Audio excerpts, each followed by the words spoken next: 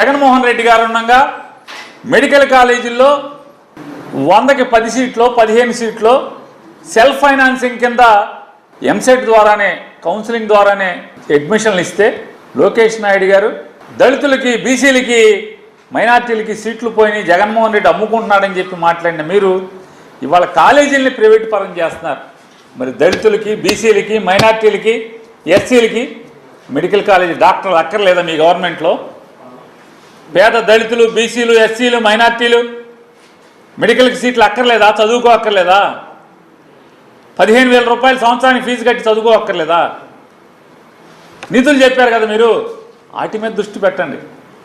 అధికారం లేనప్పుడేమో అరిచేతిలో వైకుంఠం చూపిస్తారు, అధికారం పోయిన తర్వాతేమో ఎక్కడ నాకు ఇస్తున్నారు జనాల్ని. వాటి మీద దృష్టి పెడితే మెడికల్ కాలేజీకి మనం ఇట్లా వాగాం కదా, ఇవాళ ప్రైవేట్ వాడికి మెడికల్ కాలేజీలు ఇస్తే తప్పు కదా? జగన్మోహన్ రెడ్డి గారు 100కి 10 సీట్లు మనం సెల్ఫ్ ఫైనాన్సింగ్ కింద ఇస్తేనే తప్పు అన్నాం కదా, ఇవాళ మనం మొత్తం ప్రైవేట్ ఇచ్చేస్తున్నాం కదా కాలేజీకి. టమాటా రైతులు దత్తత తీసుకుంటానని చెప్పాం కదా, ఏం దత్తత? గవర్నమెంట్ వచ్చి 90 రోజులు అయిపోతుంది కదా, ఏ దత్తత ఎందుకు తీసుకోరా అంటున్నా.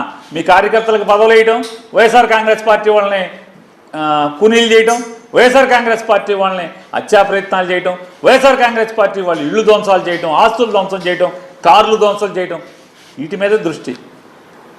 మీ పదవులు అనుభవించడంలో మాత్రమే దృష్టి. ఎన్నికల ముందు ఇచ్చిన ప్రజలకు ఇచ్చిన వాగ్దానాల మీద దృష్టి పెట్టరు. ఇట్లాంటి తప్పుడు పఫుల్ వార్తల మీద దృష్టి పెడుతుంది తెలుగుదేశం పార్టీ. ఛాలెంజ్ చేస్తున్నాం. జిఐడి శాఖ మంత్రిగా ఉన్నటువంటి చంద్రబాబు నాయుడు గారిని ఛాలెంజ్ చేస్తున్నాం. దమ్ముంటే ఇట్లాంటి తప్పుడు వార్తలు కాదు, మీ దగ్గర దస్త్రాలు ఉన్నాయి కదా, జగన్మోహన్ రెడ్డి గారి ఆఫీసులో దేనికి ఎంత ఖర్చు పెట్టారుంది, పఫులకి ఏం ఖర్చు పెట్టారు, అధికారికంగా రండి. చావలేక, పాలించే సత్తా లేక, ఇచ్చిన మాటలు నిలబెట్టుకోలేక జగన్మోహన్ రెడ్డి గారి మీద ఇట్లా తప్పుడు వార్తలు ప్రచారం చేయడం కట్టి పెట్టమని హెచ్చరిక చేస్తున్నాం.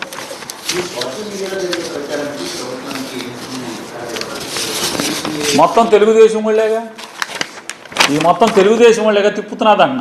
తెలుగుదేశం వాళ్ళ అఫీషియల్ వెబ్సైట్లో మాధ్యమాల్లో తిప్పుతున్నారు కదా, వాళ్ళ అకౌంట్లో తెలుగుదేశం అఫీషియల్ అకౌంట్లో బాధ్యత గల తెలుగుదేశం పార్టీలో ఉన్నటువంటి వాళ్ళ అకౌంట్లో ఏం తిప్పుతున్నారు కదా. అందుకే అన్నా, మీకు చావు ఉంటే, మీలో నిజాయితీ ఉంటే అకౌంట్లు బయట పెట్టమన్నా. చంద్రబాబు నాయుడు గారు మంత్రి, అకౌంట్లు బయట పెట్టండి.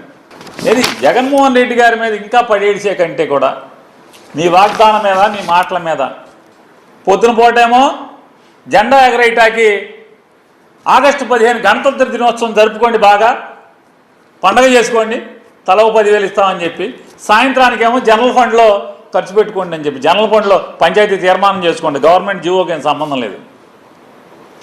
వాళ్ళు జనరల్ ఫండ్లో ఖర్చు పెట్టుకునేది వాళ్ళకే తెలుసు. ఈ పోర్టుగాలు తెలుగుదేశం ప్రభుత్వం జీవో ఇచ్చి ఖర్చు పెట్టుకోమని చెప్పాల్సిన పని లేదు. వాళ్ళు తీర్మానం చేసుకొని, జనరల్ బాడీలో తీర్మానం చేసుకొని వాళ్ళే ఖర్చు పెట్టుకుంటారు. ఇట్లాంటి సొల్లు ప్రభుత్వం ఇది, సొల్లు మాటలు, సొల్లు కబుర్లు. టమాటా రైతులను పట్టించుకోండి, ఏడుస్తున్నారు అలరక్షణ అని చెప్పి. అట్లాంటి ప్రజా సమస్యల మీద, మీరు ఇచ్చిన వాగ్దానాల మీద, ప్రభుత్వాన్ని ఒళ్ళు జాగ్రత్త పెట్టుకుని నడిపేదాని మీద దృష్టి పెట్టమని హితవు పలుకుతున్నాం.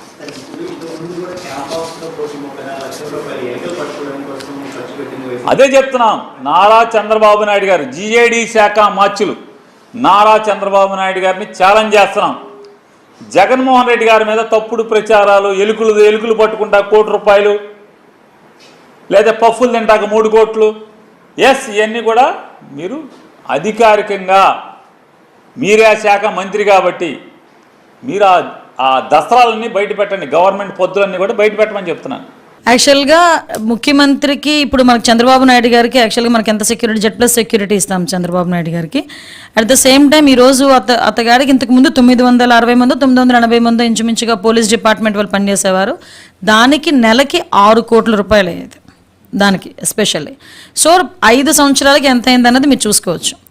కానీ ఏ రోజు కూడా అంటే అది కాక ఇంకా 53 లక్షలు వెచ్చించి దగ్గర ఇంకో 50 మందినో 60 మందినో ఆయనకు మళ్ళా సేఫ్టీ కింద కొంచెం పెట్టుకోవడం, ఇవన్నీ ఆలోచిస్తే ఏంటంటే కొంతమందికి పబ్లిసిటీ పిచ్చి, కొంతమందికి అదేదో అంటారు కదా అధికార పిచ్చి ఒకటి ఉంటుంది. అంటే దర్పం, అధికార పిచ్చి కూడా కదా, నన్ను అధికార దర్పం అంటారు. ఆ అధికార దర్పంతో నాది కాదులే సొమ్ము అనుకొని ప్రజల సొమ్మే కదా అని ఉద్దేశంతో ఆయన చేయించుకునే పరిస్థితులు ఇవన్నీ కూడా.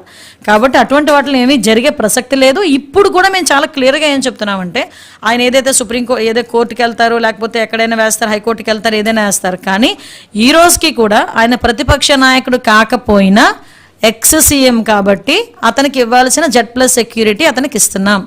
దానికి ఎస్పెషల్లీగా దగ్గర 40 లక్షల నుంచి 50 లక్షలు ఖర్చు అవుతుంది. అతనికే కాకుండా వాళ్ళ మదర్కి కూడా 2+2 సెక్యూరిటీ. జగన్మోహన్ రెడ్డి సీఎంగా ఉండేటప్పుడు విజయమ్మ గారికి 1+1 సెక్యూరిటీయే, కానీ మేము ఇస్తున్నాం ఈరోజు. మా కూటమి గవర్నమెంట్ వచ్చిన తర్వాత విజయమ్మ గారికి కూడా 2+2 సెక్యూరిటీ, భారతి గారికి కూడా 2+2 సెక్యూరిటీ. అదే జగన్మోహన్ రెడ్డి సీఎంగా ఉండేటప్పుడు బ్రహ్మణి గారికి, భువనేశ్వరి గారికి కూడా కంప్లీట్గా సెక్యూరిటీ డ్రాప్ చేసేసారు. కానీ మేము ఈరోజు అలా కక్ష సాధింపు చర్యల కింద మేము వెళ్ళట్లే, యాజ్ పర్ రూల్ వెళ్తున్నాం. వాళ్ళకి ఇవ్వాలి కాబట్టి మేము ఇస్తున్నాం. ఇందులో అసలు కాంట్రవర్సీ లేదు, కావాలని అతను పెట్టుకోవడం తప్పించి.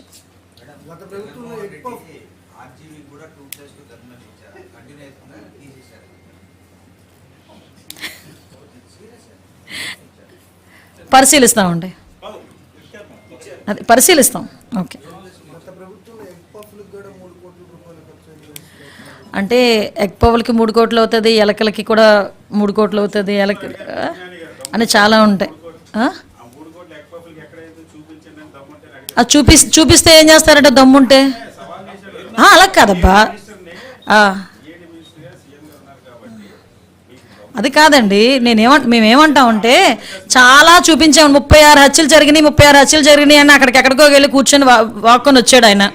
ఢిల్లీ వెళ్ళి కూర్చొని 36 హత్యలు అన్నాడు. 36 హత్యలు ఎక్కడున్నాయి? 36 మంది చూపించబోయా స్వామి అంటే ఈ రోజు వరకు లేదు. కానీ దమ్ముల గురించి, ధైర్యాల గురించి మీరు